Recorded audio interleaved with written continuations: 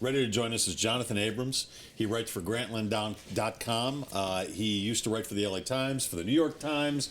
He writes primarily about the NBA. So let's bring in Jonathan right now and talk some NBA. Jonathan, how you doing?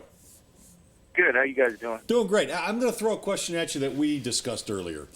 This is the most anticipated NBA Finals since what year for you? That's interesting. For me, I got to say 2010, when the Boston Celtics and the Lakers had their rematch. I know that was a final that I was looking forward to. I knew that would be two pretty evenly matched teams, and the Lakers wanting revenge on that Celtics team. So I look forward to that one a lot. But, this finals, I don't think you can go wrong. I think we're going to get a good one. Jonathan, this is Woody Paige, and Mark Kiszla's also a columnist for the Denver Post is with us, and he picked that same series you did. I said you had to go back to Bird and Magic, and then Mark also said you have to go all the way back to last year when the Spurs played the Heat. So we had a lot of debate about it. In regard to what is the most, we know what the obvious is about this series. What is the, this is not a word, unobvious. What is the attraction to this series that people aren't really paying attention to? We know LeBron, we know Curry, we know the most valuable player, we know the outside jumping, we know the aspects of Kevin Love not playing in. But what are you looking forward to, Jonathan, that really is sort of under the seams, if you will? I don't know if it's really under the scenes, but I'm just looking forward to the quality of basketball. I think we're going to see basketball the way that it was meant to be played with two teams who really know how to play it. You look at Steph and you look at LeBron James, and those are two guys who can put the ball in the basket, but they're also guys who move the basketball, who want to get in there and play defense, who always seem to make the right play. Not unlike the San Antonio Spurs teams we've seen the last few years, but, I think having this combination of teams really puts that over the top.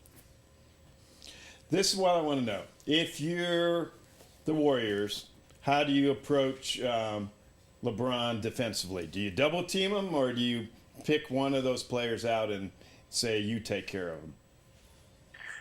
I think the Warriors, they have a luxury in this regard because, they have 3 or 4 guys that they can run out at LeBron. They have, Iguodala, Draymond Green, Harrison Barnes. They have a bunch of guys that they can. I think the key for them will be to try to make sure that they work LeBron on the other end, that, those guys are scoring and involved in the offense and running around and make LeBron work both ways. On the other side, the Cavaliers absolutely don't have that type of luxury, trying to even figure out who guards Steph because, if Kyrie Irving is on Steph, especially with how his league is these days, I don't think that's a fair matchup at all. Hey, Jonathan, everybody keeps talking about the matchups on the court. I'm wondering about the matchups on the bench. You've got 2 rookie head coaches, although both of them have a lot of experience doing other things in this game. Is there a team that has an edge when it comes to coaching here? I don't know. I think Coach Kerr against Coach LeBron is a good matchup.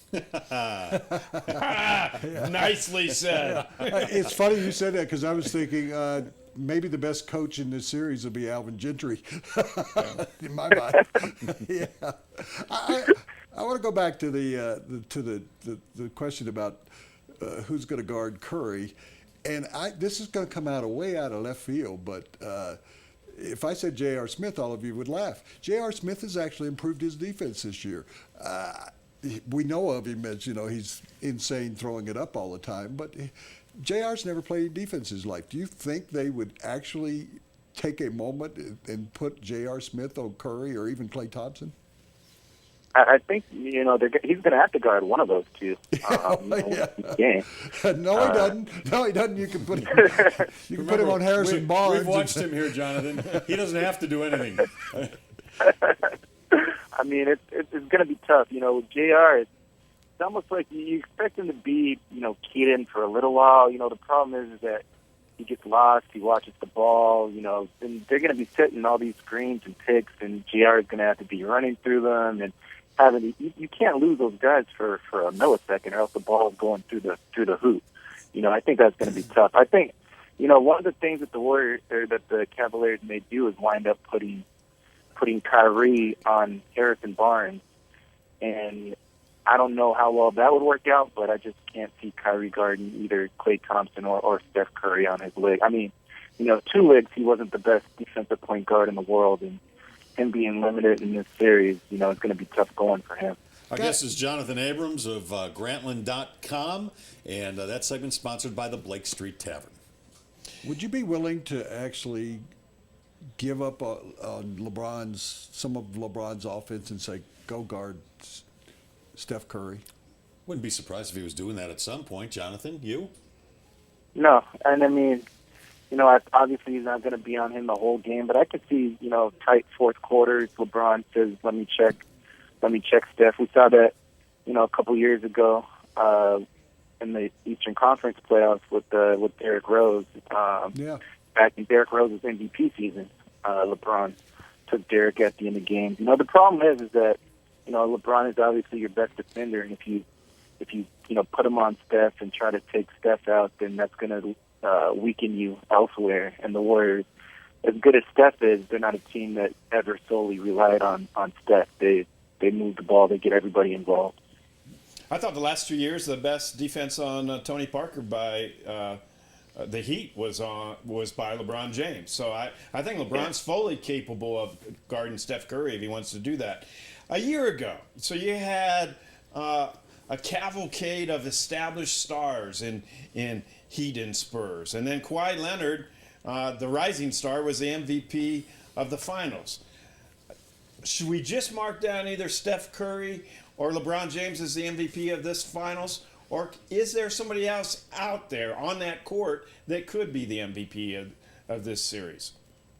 I don't know. I mean, of course, if one of those guys has a decent series and their team wins, they're going to get MVP. But you can see somebody like Draymond Green coming through for it. Somebody who's a little bit below the radar, but who's been playing well all year, stepping up in a big moment like this. I can definitely see that. Jonathan, final question, and it has nothing to do with the finals. I'm intrigued by your writing at Grantland. I read it all the time. I wished I was not 68. I was your age, and I could write for Grantland. But how much enjoyment, and you've worked for 2 papers that do a lot of in-depth and in feature, but nobody's doing what Grantland's doing, where they're letting a writer like you breathe. And that's the way I put it. You can breathe.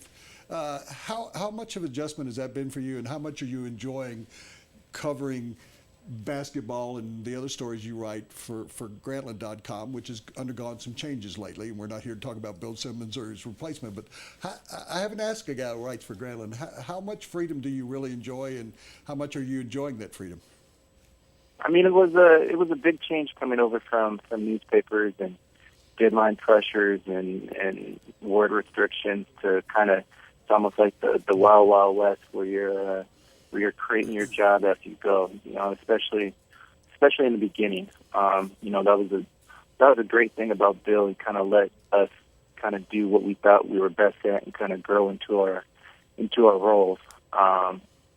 So yeah, I mean, it's different. Obviously, now I have more time, more freedom to work on stories. I don't have to be concerned about space. When I was at newspapers, that was one of the biggest things for me was kind of having to file an early game story, at the buzzer when I haven't even had time to digest this yet, and I have to send the story in.